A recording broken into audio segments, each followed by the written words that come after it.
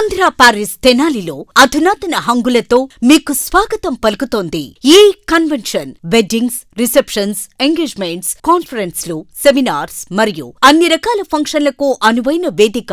ఈ convention function hall AC, RTC bus stand out gate ఎదురు, Tenali. Cell number 7288856666.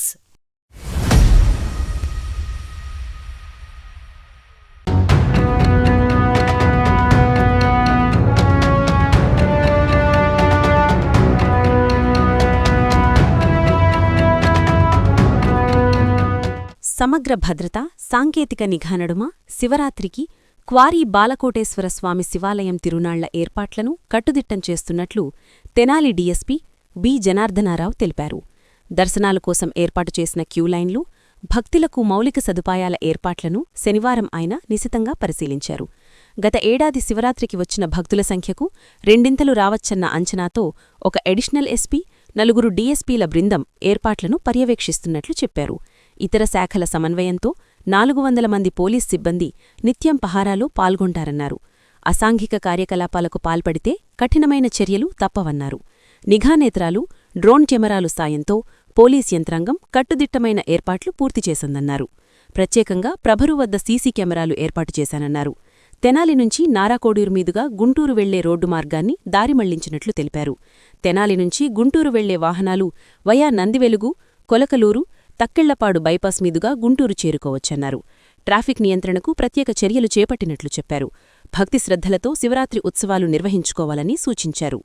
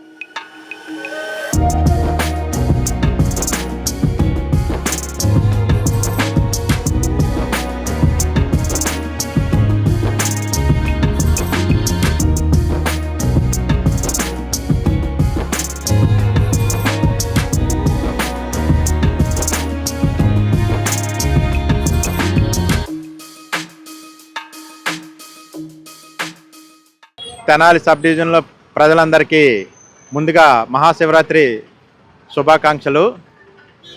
మా sub division పరిధిలో వడ్లమూడి క్వారీ టెంపుల్ శివాలయం చాలా ప్రసిద్ధి చెందింది. లాస్ట్ టైము 1,00,000 మంది భక్తులు వచ్చి భగవంతుని దర్శనం చేసుకున్నారు. ఈ సంవత్సరం ఆ సంఖ్య రెట్టింపు అవుద్దనే ఉద్దేశంతో ఆల్ డిపార్ట్మెంట్స్ వింగ్స్తో ఏర్పాటు చేయడం జరిగింది. మా పోలీసు వారి తరఫున 400 మంది సిబ్బంది, 4 డిఎస్పీలు, ఒక అడిషనల్ ఎస్పీ గారు, 20 మంది సిఐలు, 40 మంది ఎస్ఐలు ఈ బందోబస్తు కార్యక్రమం నిర్వహిస్తున్నాం. ఈ బందోబస్తులో ఎటువంటి అవాంఛనీయ సంఘటనలు జరగకుండా సుమారు 100 సీసీ కెమెరాలు ఏర్పాటు చేస్తున్నాం. ప్రతి ప్రభ దగ్గర కూడా సీసీ కెమెరా 4 కెమెరాలు ఉంటాయి.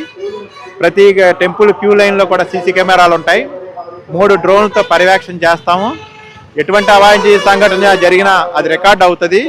కాబట్టి ప్రజలందరూ ఎటువంటి ఇబ్బంది లేకుండా వచ్చి దర్శనం చేసుకుని వెళ్ళొచ్చు.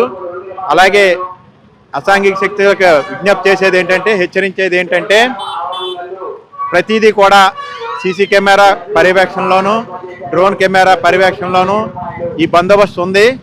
ఎవరు ఎటువంటి అసాంఘిక కార్యక్రమాలు చేసినా, తప్పిదాలు చేసినా తదుపరిగా గట్టిగా చర్యలు తీసుకుంటాం. పోలీస్ శాఖ తరపున, భగవంతుని తరపున జరిగే ఈ కార్యక్రమానికి అందరూ భక్తులుగానే వచ్చి చేయాలి తప్పితే ఎటువంటి గొడవలు పడద్దు.